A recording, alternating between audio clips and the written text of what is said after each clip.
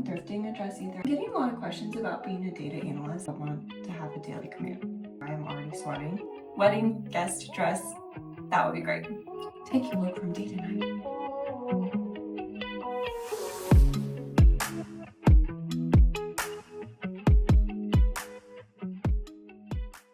Alright, I'm having really bad cramps today, but we gotta get ready. So I already did most of my skincare, so I'm just gonna be putting on this sunscreen.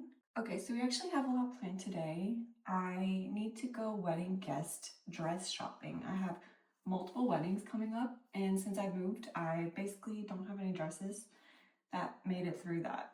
So I'm thinking we're gonna go to Nordstrom Rack, maybe grab a little bit of lunch if I burn out early. There's a couple other places. I wouldn't mind thrifting a dress either. I think that would be really fun. And these kind of dresses, you can only really wear them once or twice. So I don't want to spend like $400, but okay. Sunscreen's done. All right, next up I'm going straight in with my Tier foundation. I got this recently and it's been really good, but personally I've noticed it does oxidize a little bit on me. So I don't know if other people have that same experience. I do have really light skin, so I feel like on me maybe the difference shows up a lot more than it would on anyone else. Next we're gonna go in, I like to do my skin first. We're gonna go in with blush. This is the Benefit Dandelion. I've had this one for quite some time. Anyway, I've been getting a lot of questions about being a data analyst and working from home. And I feel like I don't have too much advice except just take some time and think about why you want to work from home.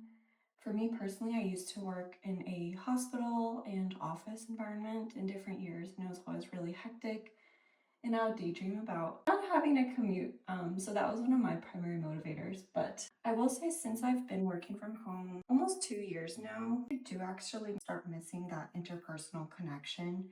So, it depends on what company you work with, but if they have anything like quarterly visits or, quarterly trips for the team for bonding, I would highly recommend, prioritizing those.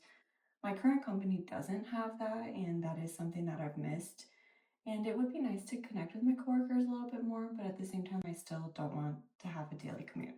Also, this was the Etude House Zero Sebum Powder. All right, next up, we're gonna do brows. And I had to tie my hair back because it's actually so hot in my apartment today. I don't know why I'm already sweating. Didn't even leave yet. This is the Bare Edge Slim Brow by Etude House. If you are interested in becoming a data analyst, I would recommend, before, something that helped me make that transition from different types of jobs into being a data analyst is I made an Excel sheet and I documented all of the required skills that they were looking for. And then I narrowed it down, made a lot of lists, and I ended up taking SQL classes online because sorry about my AC, because SQL was one of the things that a lot of these jobs were looking for, and that was a skill that I didn't have yet. So I took a lot of classes online, and then I started applying to roles that use SQL.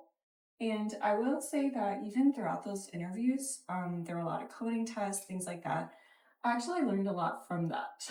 Even if I didn't necessarily get the job, it did help me improve my coding skills really quickly, because after that section of the interview would finish, I would take my time and go through it and review and see what I could have done better, could have done differently. Just like in school, when you're a student and you miss a test question, you're supposed to go back and learn. So do that and you'll grow pretty fast. Also, SQL is not that hard compared to other types of, coding or things like that. And if you have any other relational database management experience, like in Access, those skills definitely do translate.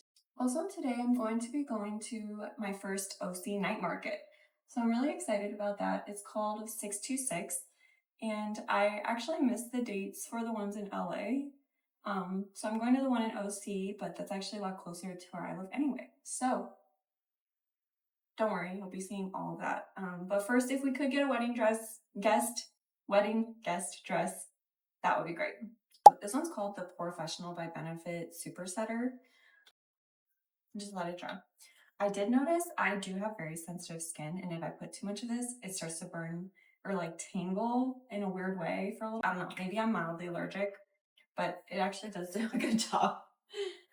So take that how you will. I'm actually gonna add a little bit of this Rare Beauty like under eye brightener, just a tad.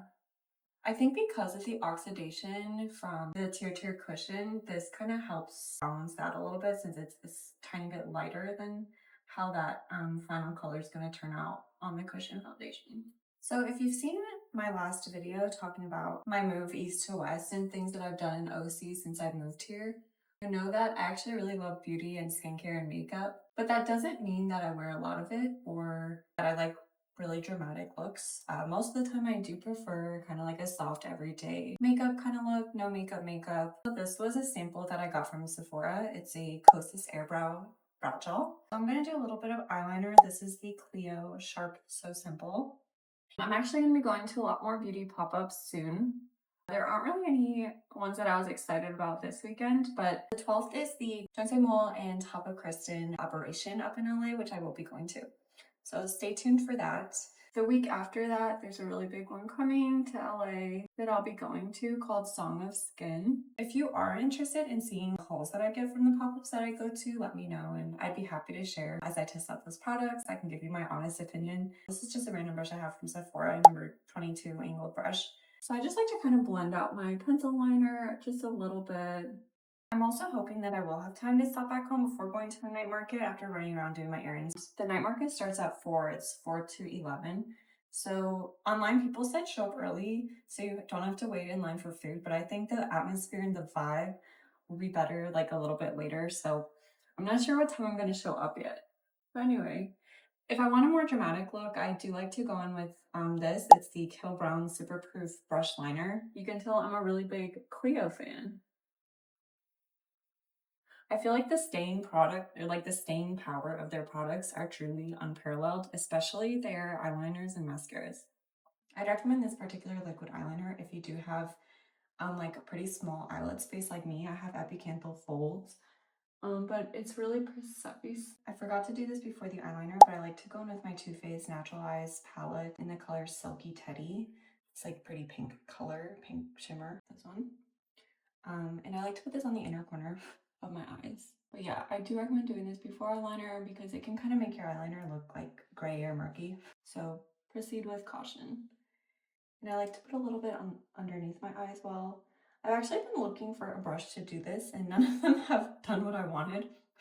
So I'm still using my finger, but I'd love to hear any recommendations for that. So I put on the inner corner and bottom of my eye. To be honest, I like a lot on the inner corner. It just suits my features. And you can even put some on your nose here on the bridge and just blend it very lightly. It's interesting how shimmer can make it look like you have less makeup on because it matches closer to your actual skin texture than, let's say, like a really heavily dewy or really heavily powdered finish.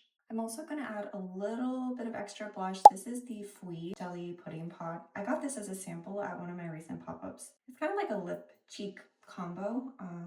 It's really good though, especially for the finish that I'm talking about. So I like to use it on my cheeks, kind of like the areas that you like to highlight because it gives your skin, and underneath your eyebrow, it gives your skin a really nice finish that looks like you just have amazing skin. I don't know if it will come through on camera, but in person, I promise. Then I like to match the color on my lips.